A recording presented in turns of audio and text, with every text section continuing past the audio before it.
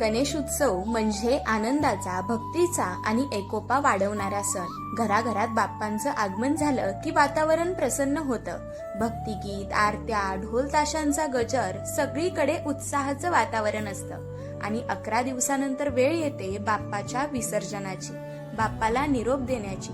तेव्हा मात्र सगळ्यांचे डोळे पाणवतात.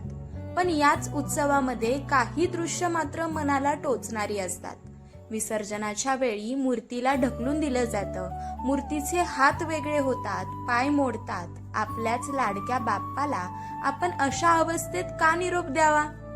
पीओपीच्या मूर्ती थेट नदी तलावात टाकणं, यामुळे पाणी प्रदूषित होतं, माशांचा जीव जातो, जलचरांचा समतोल बिघडतो, पिण्याच्या पाण्यावर देखील परिणाम होतो आणि हेच पुढच्या पिढ्यांना त्रासदायक ठरतं. आपण बाप्पावर कितीही प्रेम करत असलो तरी हीच खरी विडंबना आहे. बाप्पाच्या नावाखाली आपण निसर्गाला इजा करतोय. शिवाय मोठमोठे डीजे, कानठाळ्या बसणारा आवाज, ज्यामुळे लहान मुलं, आजारी लोक, प्राणी, पक्षी त्रस्त होतात. पण उपायही आपल्याच हातात आहेत. शाडूच्या मातीच्या मूर्ती, नैसर्गिक रंगांचा वापर आणि कृत्रिम तलावात विसर्जन, या छोट्या गोष्टींमुळे आपण उत्सवही साजरा करू शकतो आणि निसर्गाचं रक्षणही करू शकतो. खरा आनंद यातच आहे की आपल्या बाप्पाला श्रद्धेने निरोप द्यायचा, पण निसर्गालाही जपायचं.